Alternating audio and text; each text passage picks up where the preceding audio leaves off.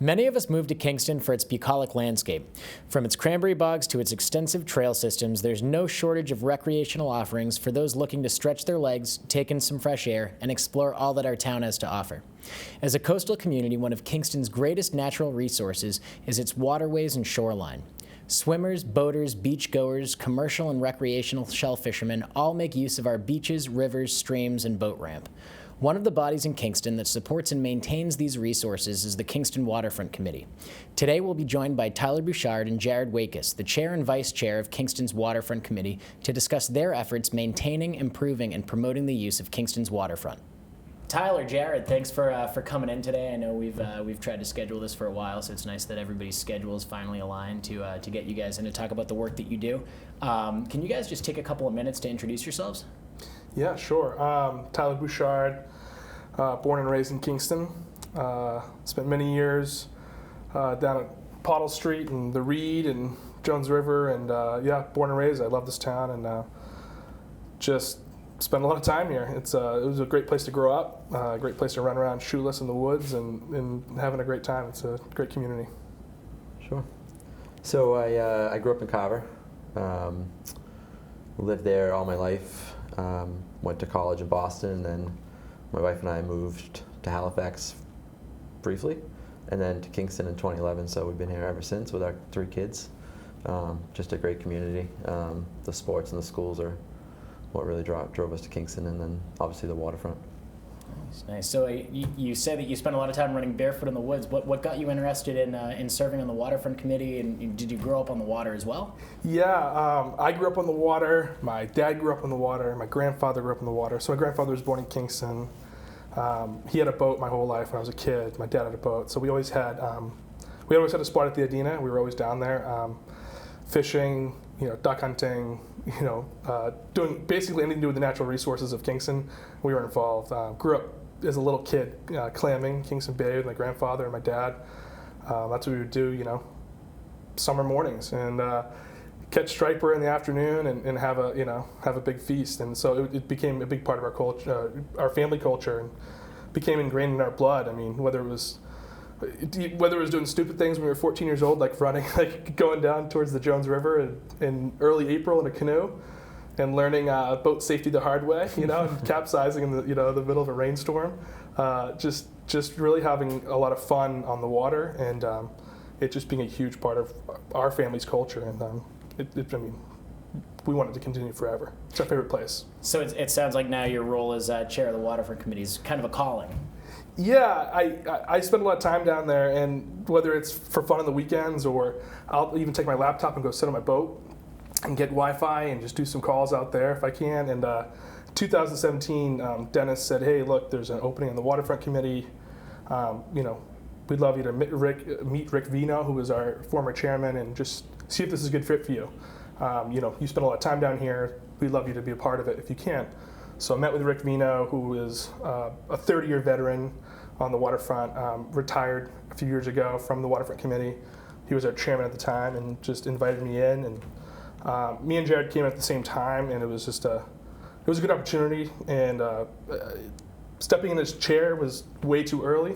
A lot of folks were getting ready to kind of move on from the board. They've been on, or from the committee. They've been on for years.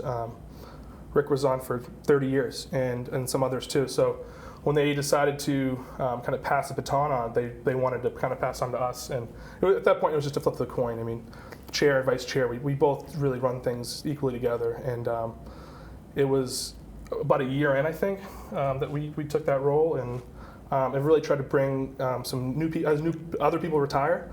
After many years of great service, we try to bring some new folks in that really have good expertise and that love the waterfront. Yeah. And it's refreshing to see some of the boards and committees trending to younger residents who are who are buying homes, who are raising kids, who are as committed to the community as the folks who are now deciding to roll off and step off of boards. So thank you guys for both stepping up and throwing your names in the hat. Jared, I know you're an avid boater. How do you use the waterways in Kingston? Sure. I think Kingston's we're situated between 2 big waterfront towns, Duxbury and Plymouth. We're really a hidden gem. I think not a lot of people know about the Ardina. You go down River Street, and then it doesn't look like much, but when you look out, it really opens up to all of Plymouth Bay and Cape Cod Bay. So, I mean, on any given weekend, if the tide's right, we're heading out to either the tip of Plymouth or to Browns Bank, or might go fishing out off Marshfield and Duxbury, but just a great area. You can shoot over to Plymouth, grab dinner. There's endless things to do. Nice. And so what is the Kingston Waterfront Committee? I know a lot of people hear from you guys at town meeting, and you know, it's not that it's a big secret that we have a waterfront committee, but I don't know how many folks know actually what you guys do. Yeah, and it might be somewhat of a secret. We kind of sit in the background in some cases, but we're a committee that's appointed underneath the Selectman, Josh, and everybody else. We're appointed as kind of the voice for the waterfront and kind of a liaison in between the Selectman, the Harbormaster, and whatever else is going on. And we have 7 members of the committee, and we pick projects that either something we resonate with, or the Harbormaster is putting out, or the Selectmen want, or we hear from people in town. And we work together as a committee to try to bring in different factions and try to work between many different pieces of the town, and try to be a voice for the waterfront. And that's really our main. I mean, that is what it is we are the waterfront advocates, and there's a lot of different factions, and so we try to be the middleman in between the two to try to keep those things going. And is the focus of the committee solely on the Adina, or is it all waterways in Kingston, all shorefront in Kingston? Yeah, it's all shorefront. It's Jones River, Kingston Bay, and Smelt Pond. So the saltwater areas, and then including Smelt Pond. So we don't have every pond and river in the town, but Smelt Pond is a part of it. A little less active in the past few years with Smelt Pond. It's a great pond. It's a great place to go fishing, especially if you love the bass fish. But our number one focus has been, Jones River and Kingston Bay. Nice. And I think, folks typically know where the Adina is. Where's Smelt Pond in Kingston? Behind the mall. So there's a couple smaller ponds there, but Smelt Pond is one of the larger ones in Kingston. It's behind the mall. I can't give you the road access off the top of my head, but if you Google Smelt Pond, it'll bring you there. I assure you there's some great spots to go in there and fish or throw in a canoe. Nice. And what is the working relationship between the committee and Dennis? Because I know that a lot of what you guys do is hand in hand, and you rely heavily on him, and he relies on you guys. But what's that relationship like? Sure. Yeah, we work really hand in hand with Dennis and his team. There's a lot of when we're putting the docks in and taking the docks out, it's volunteers, and there's not like other towns that are just spending money to have people do it. We're trying to save money and do it ourselves. So it's just getting the bodies he needs and the help he needs. When he needs something from town meeting, one of us will really drive that to fruition and lead that part of it too.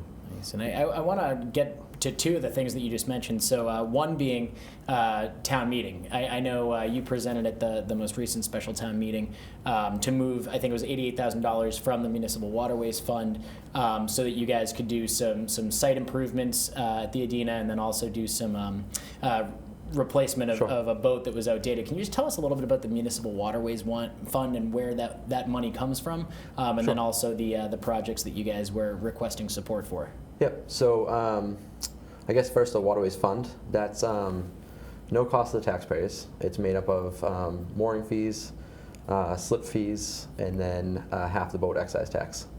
So it's really from the users of the waterways or the waterfront, and it's to improve anything along the coastline. So the parking lot, anything at the Ardina, over by Gray's Beach.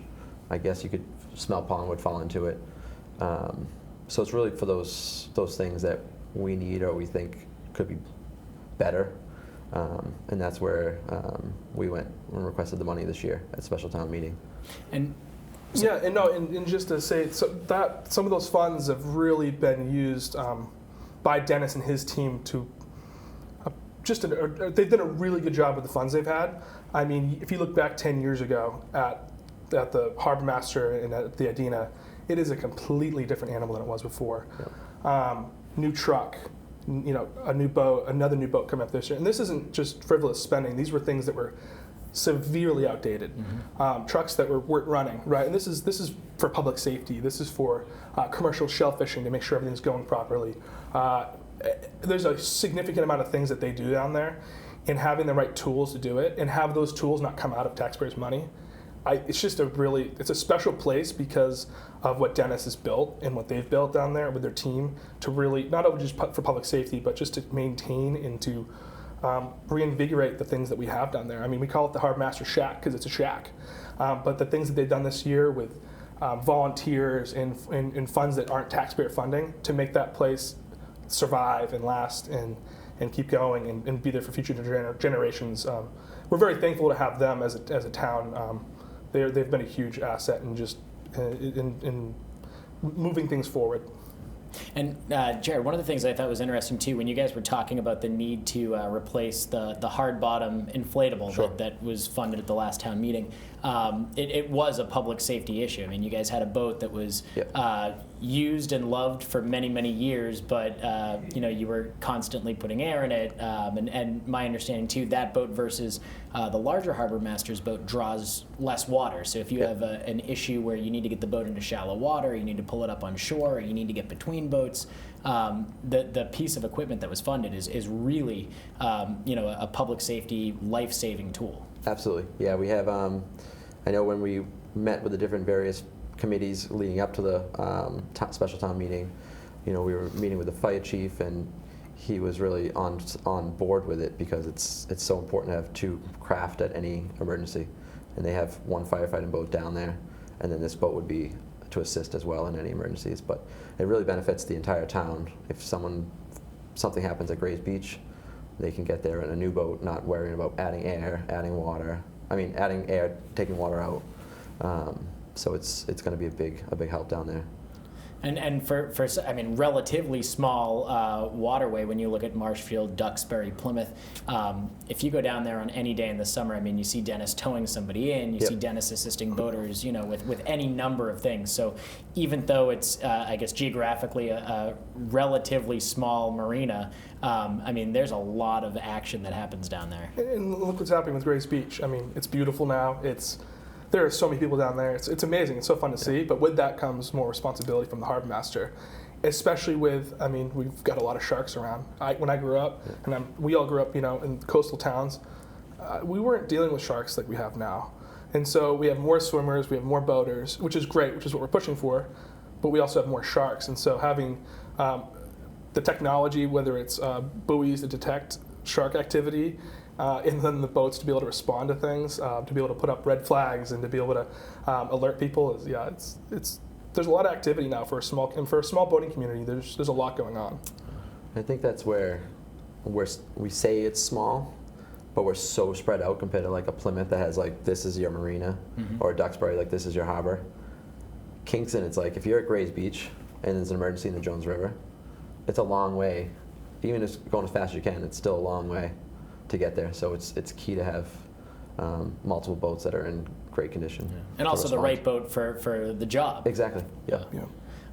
Jared, one of the other things that you mentioned that I just want to jump back to is the volunteer support that you guys rely on and that Dennis relies on. Can you just tell us about, I know there's a tremendous effort on either end of the season to put the docks in, to take the docks out. What does that look like? How many volunteers do you guys typically have down there? And what do the volunteers do for you guys at the waterfront? Sure. I think obviously the spring is more busy with volunteers. Everyone's anxious to get the docks in, get the boats out. So it's really, we typically break it up in a couple Saturdays or Sundays. We'll start with prep work, cleaning all the red buoys and cans that go out and mark the channels, paint those, add any reflectors, any maintenance on those. And then once the tide's right, we'll start putting in the actual floats and docks. It's probably a 6 or 7 hour day with probably 10 to 12 volunteers. We have multiple Harbormaster boats dragging things here and there, attaching them. So we've got it down to pretty good science now, but it's still a hard day's work. But we make it a lot of fun. A couple years ago, we had some pretty good ice. There was a lot of damage down there. We had to replace blocks, build another float to move the moorings around. So there was extensive damage in that. I think we met every Saturday and Sunday for, 5 weeks, 6 weeks, just doing Yeah, in that particular damage storm control. too, there was people during the week. I mean, we were rushing. Everybody was rushing to try to get everything ready because that storm and that ice and that was a significant amount of damage. I mean, Was that the 2018 like March storms? Yeah, it was pretty brutal. I mean, when you think about most of the moorings were gone. And that's where, if you look down, if you go down the Arnita now, you'll see these yellow buoys marking everything. They're special for the ice, so the ice goes around them instead of where we had before. We just had typical buoys doing it. And as soon as the ice locks that up and moves down the river, it just takes everything with it. Yeah, and not everybody might not all realize that it's Dennis and his team putting more hours in than they're getting paid.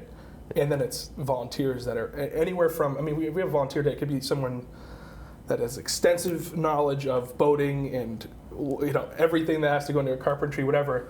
And then it could be, you know, somebody that just wants to come down and paint a buoy. Yeah. Right. So we have opportunities for people. You know, if you're not super mobile and you just want to help out, you know, and you don't feel like you have a skill set, come down and check it out. We can put people to work, and it's a fun group of folks that really get together. We have a good time, and it's also exciting. We're getting ready to get to the best part of the season. You know? I know my family does the herring count every year, and it's because we look at it as, you know, really good fishing karma. So we'll spend, you know, a couple of mornings each week out there counting fish, knowing that you know, a month or two later we'll be out catching fish. And for us, it's, you know, it feels good. It's a great way to kick off the fishing season as well. If folks are watching at home and they want to get involved, they want to volunteer, what's the best way for them to get in touch with you guys or Dennis, or what does that look like? So any volunteer opportunities are typically, if you go on the town website, on the not Selectman, the Harbormaster page, they'll post all the work party dates.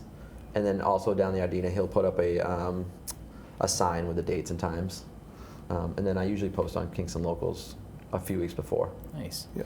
So it's a great way to have fun, be outside, meet good people, and ultimately, as you said, the town saves money because unlike other towns that are paying folks to come in and do this work, it's you know, resident driven, resident led. Tons of money saved. I mean, tons. Yeah. So I think I actually think they did the numbers recently, and it was, I mean, it would have been thousands and thousands of dollars to be able to do that kind of work. So it's great. One of the things that I want to make sure we chat about is the Mulligans landing project. So I know I'm running into folks at the grocery store, at the gas station, and every now and then this comes up. What can you tell us about the project? Where is it? What's it going to look like when it's all done? Yeah, so Mulligans Landing, I'm very excited about Mulligans Landing. It was acquired in 2001, 2002 by the town. It's at 61 Landing Road, right at River Street. If you go right past Jones River Landing, right underneath the Route 3 bridge, there's a little tiny parking area. I'm sure people have parked there before. There's a trail that goes right out towards the river. And this kind of was the pet project, or the big project for Rick Vino, my predecessor, who really championed this whole thing. For years, he was pushing it. Like, you know, we need to do something with this spot. We need to do something in this spot. This is a beautiful spot in the river. And so conservation is in charge of the land. They have jurisdiction over it. And about a year and a half ago, we started working with them, and it's been an absolutely fantastic experience working with conservation, with Mary and with Jim Parker, and just like the team that they have are so extensive. They just know so much about getting grants and getting these things moving. So joining up with them has been really, really powerful. So the vision is to, and what we're moving towards in the next year, is to revitalize the parking lot. We're putting a boardwalk out and a new trail out towards the river, and then there'll be a wooden dock with a flotation device that you can basically back off your canoe or your kayak into the river. And the need for this is, it was purchased or acquired for the reason of kayakers, paddle boarders, canoeing, people go down there, fishermen. I mean, the striper come up there, snapper blues come up there, and it's an access to the river which you can't get anywhere else. It takes you, if you go up from the Adina, it takes you a long way to get up there by kayak or canoe, especially if you're going against the tide. And so it's an access to a beautiful part of the river that hasn't been able to really be accessed. I go there every year. I actually stopped last year because it's really difficult to get into a kayak when you're sinking through mud and when you're sinking through grass. And it's just, if anybody's been in a kayak where you're sinking up to your waist in mud trying to get in, it's pretty difficult. And so it's been a really difficult people to access it. So this is a chance for the town to be able to have a place for paddle sports and fishing with super easy access. And it's a great place to go. Like if you want to learn paddle boarding, I wouldn't suggest going down on a Saturday in July to the Idina and trying through the harbor. Yeah. You can legally. It's just not always the safest thing to do. And there's a lot of eyes on you to make sure you're okay.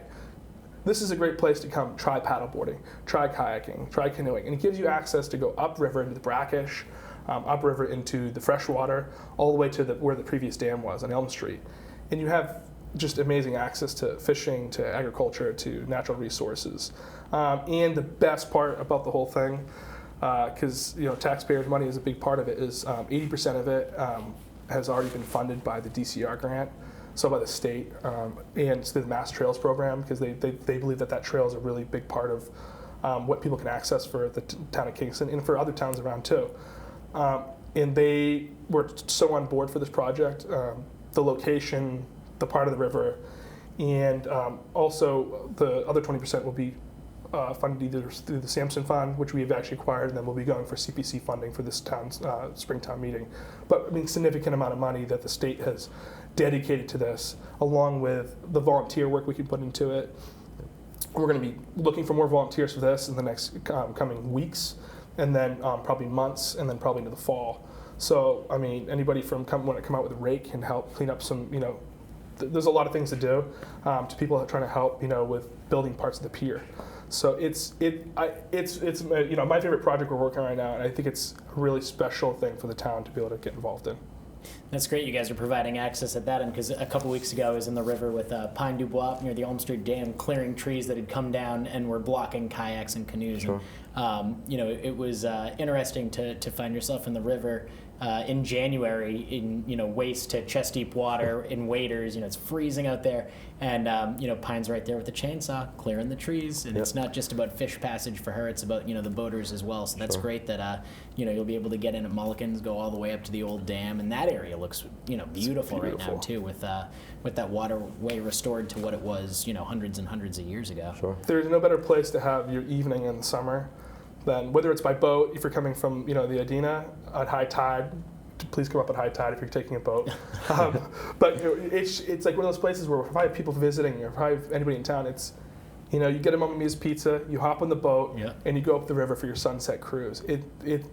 It's like heaven. It really is. And for anybody at home who hasn't, canoed, kayaked up the Jones River, I mean, you feel like you're hundreds of miles away from civilization at certain parts. I mean, there's at least, just past the Jones River trading, there'll be, a really steep slope on one side, and it's flat and wooded on the other, and you can't hear anything, you can't see anything other than the trees and the water, and it's just stunning. The old stone walls right past Main Street Bridge. Yep. You have all the old stone walls that line it and go all the way around. It's like a vision from the past. Yeah, and you could live in Kingston your whole life, and if you've never been out there, it's unbelievable, because the second that you see it, it's like, where's this been this whole time? You could probably live in Kingston your whole life and not know what Idina means. That's true too. Yeah, so And what does Idina mean? The earliest recollection of it was they were doing marketing in like the 1930s, and they said it was a Native American word for like great place to be, pleasant place to be.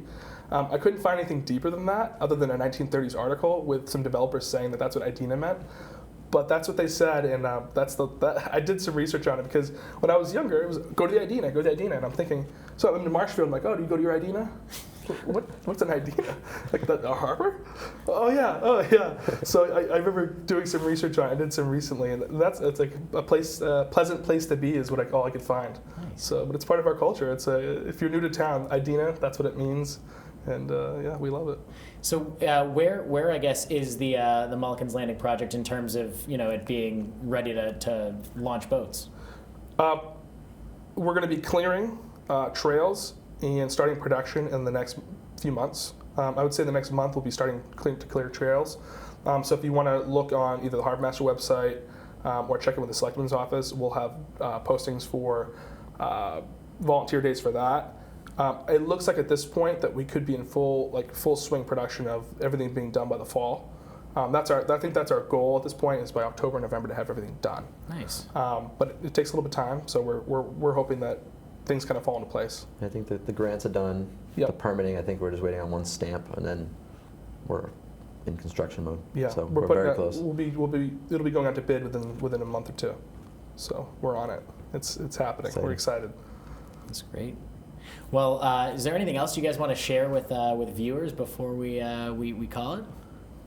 I think just we're going to try to do some fun stuff. We're trying to possibly get some boating classes for kids.